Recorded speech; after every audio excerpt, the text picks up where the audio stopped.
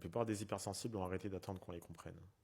Donc ils apprennent à se comprendre eux-mêmes. Je pense que personne ne se connaît mieux qu'un hypersensible. Quand tu es hypersensible, tu te poses plein de questions très vite dans ta vie auxquelles la majorité des gens qui t'entourent n'ont pas les réponses. Et la plupart du temps, c'est même des questions auxquelles on n'a jamais de réponse. Mais c'est des questions qui nous obsèdent.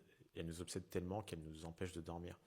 On se pose encore plus de questions et encore plus et encore plus. Mais comme on comprend vite que personne n'a les réponses à ces questions, on cherche très vite quelqu'un qui se pose aussi les mêmes questions. Et quand on tombe sur quelqu'un qui se pose plus ou moins les mêmes questions et qui a le même ressenti que nous, on se sent compris. Sauf que la plupart du temps, on est les seuls à se poser ces questions-là. Et on finit par chercher désespérément une réponse auprès des gens, sauf que les gens n'ont pas de réponse à nous donner parce qu'ils ne se posent même pas les questions qu'on se pose.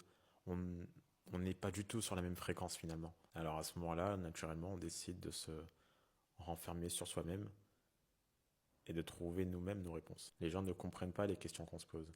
Ils n'ont pas de réponse à nous donner. Ils ne comprennent pas notre ressenti. Qui nous comprend mieux que nous-mêmes du coup? Et c'est là qu'on commence à se décortiquer. On apprend toutes les facettes de notre personne. On s'étudie en fait. Personne ne se connaît mieux qu'un hypersensible. Un hypersensible, c'est quelqu'un qui a passé la majorité de sa vie à se découvrir, à s'analyser, à s'étudier, à se remettre en question. Il a profondément cherché à savoir où étaient ses forces et ses faiblesses, à savoir quel était le but de sa vie.